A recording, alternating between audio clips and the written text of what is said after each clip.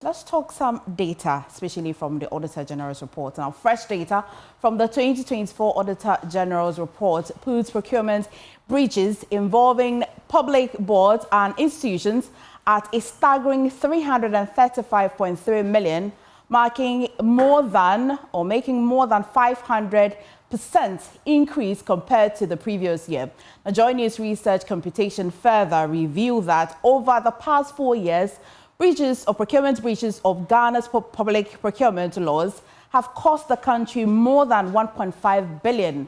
Other findings expose deepening losses or lapses in public sector accountability and non-compliance with procurement irregularities. Lead data and research analyst Isaac Kofi, again, still in the studio, to help us understand this data properly. Kofi, what's the data telling us? Well, I mean, when you talk about procurement irregularities, we are simply talking about procurement that were done not in alignment with the Public Procurement Act or the procurement laws. And when the Auditor General put out that data, what we try to do is to understand how much we may have lost or how much has actually been locked up in terms of procurement irregularities in a span of 20 years. So what we did was to look at the data from 2020 to 2024 and try and understand how much cumulative amount, 1.58 billion, roughly 1.6 billion Ghana cedis is what we are talking about in terms of procurement breaches in the 2025 Auditor General's report that was released. If you look at it between 2020 and 2024. So what we did was to actually break this down. Right. How did we get to 1.6 billion? Remember in 2020 during the COVID period, procurement breaches became a big deal because we recorded almost 50 million Ghana cedis. That's roughly about 846.13 million Ghana cedis in 2020.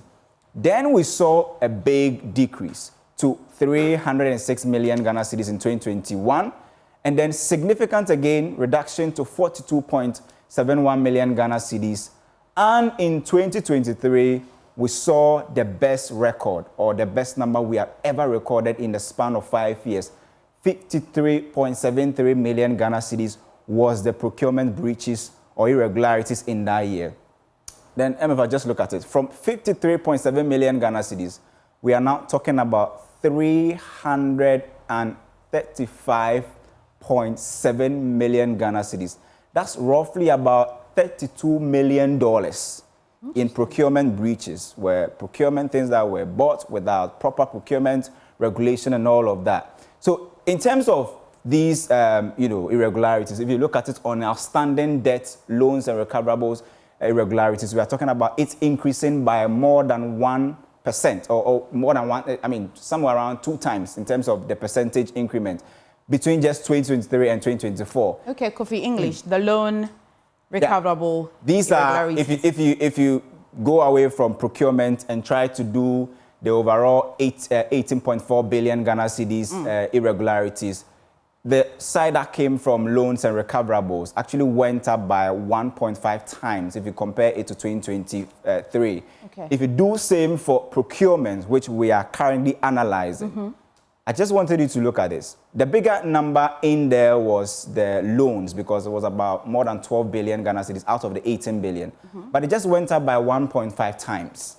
In terms of procurement, if you compare the 53 million Ghana cedis to the 335 million Ghana cedis, we are talking about it increasing by more than 6 times the value we recorded in 2023. And in fact, the reason why this is important is that there are other irregularities like cash that went up by more than 581 times simply because of a certain state-owned enterprise called ECG. Right. You go on the side of procurement, the same ECG was mentioned, where, according to the Auditor General, ECG paid $17 million more for certain items that they could have just ordered from direct manufacturers. They decided to use local suppliers to do those procurements. Shouldn't that be easy? Shouldn't that be affordable? Local suppliers than importing from direct Exactly. manufacturers. And according to the Auditor General, when they did the math, if ECG had gone ahead to order those, do those procurement with the direct manufacturers, they would have incurred a lesser price. Okay. But ECG decided to go with local manufacturers and again here, procurement interest. And according to the Auditor General, ECG incurred $17 million more. That's about, around that time, 225 million Ghana cedis more of the original price they would have paid if they had ordered those items from the original manufacturer.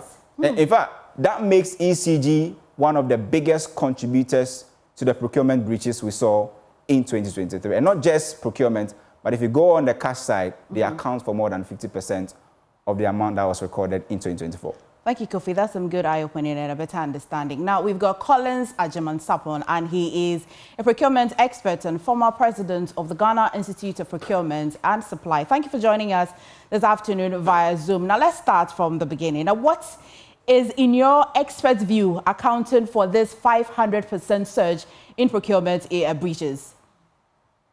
Some of us, we've taken our time going through the Auditor General's report every year.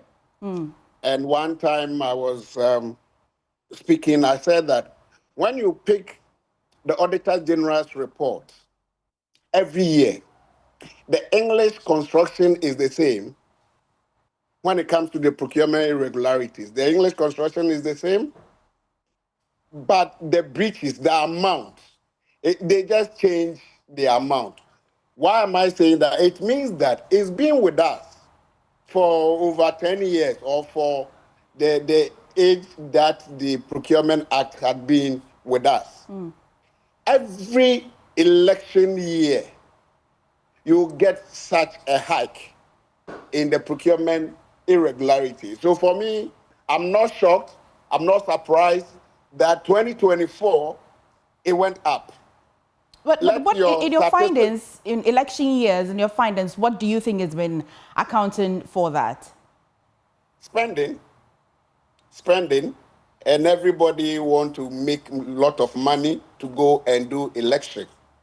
All the politicians, how do they make money to win their elections? It's through procurement. It's been there.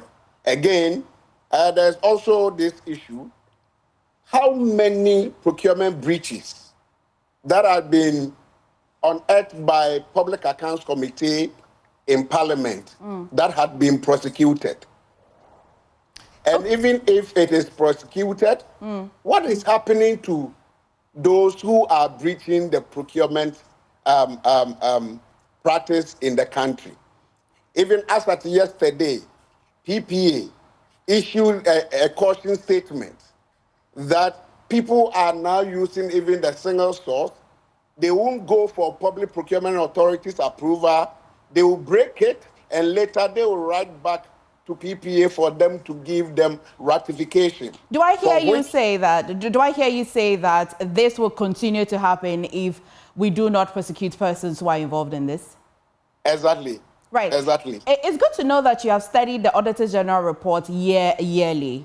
In your estimation, the data now shows 1.5 billion in procurement breaches for 5 years. In your estimation, how much of this could have been avoided if we adhered to maybe stricter enforcement and other things that are required when you're procuring? All right. One, we need to have our practicing bill passed in Parliament so that we, the professionals, we can check our own selves. We, the professionals, we can take licenses, practicing license from our own selves, meaning the guys, our guys that are joining the politicians to break the procurement law. But now we do not have any power to go and withdraw anybody's license. However, the current administration of, I'm talking about the Ghana Institute of Procurement and Supply, we are still in Parliament struggling to see whether our practicing bill will be passed for us. Again, do I hear you say that your own members are the ones helping and aiding the politicians to do this? Technically, I would say we are technical people. We know how to go around the law. We've been writing for the procurement people, we are the same people that would do the evaluation and all that. Are you getting the point? So we are also liable. However, I mean, the fitter knows a car better than you that you go and buy and drive, right? So now we need a law to regulate ourselves. That's one. Two, we do not train ourselves. Even some of us are in training to get our own procurement people, getting their entities approving for them to be trained. Other professions, they do what is continuous professional development, right? But the procurement people, they struggle before they get their bosses approving for them to be trained. And the world is what? Revolving. It is growing, okay? Do you think you need another law or you need enforcement? Because the Public Procurement Authority already is guided by laws. How much law would an institution need? No, I'm not saying we need another law. The law is good, but I'm talking of regulating the practitioners. Okay. Doctors, lawyers, engineers, they all have their practicing laws that they can sack, okay? They can take your license from you. Okay. If a doctor does something, they can just withdraw. But we are yet to get that. But we have a bill that is in the parliament that will be passed, but we are waiting, we are struggling to pass it. So that's one. And I must say that now, procurement practice is galamsey in suit. So I want the media you need to come here. I think Manasseh and Co, they were doing well. Let's talk about the infractions. Okay. Let's talk about the irregularities. Let's talk about them so that people will stop. And I like the way people are now even going on strike because of galamsey. Procurement practice is also galamsey in suit, and we have to be interested in making things right for us. Thank you so much. Look at the amount. Yeah, quite a huge one. Thank you for joining us today.